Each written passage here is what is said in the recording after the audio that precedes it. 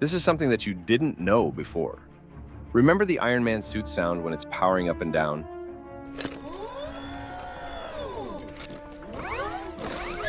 Yes, this sound. This may look like a very complicated procedure, but it is not. To create this sound effect, they came up with a brilliant but simple idea.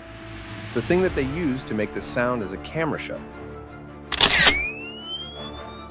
This is a normal sound that we get from a camera shot. But to create that sound we hear in Iron Man's suit, they made a small adjustment. They used the sound of a camera shot, which opens and closes rapidly. And they got this amazing sound effect, which we get to hear when Iron Man's suit is powering up and down.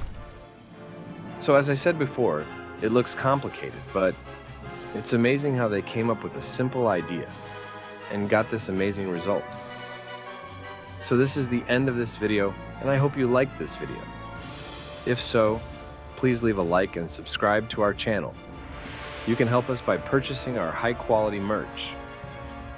Link is in the description. Have a nice day.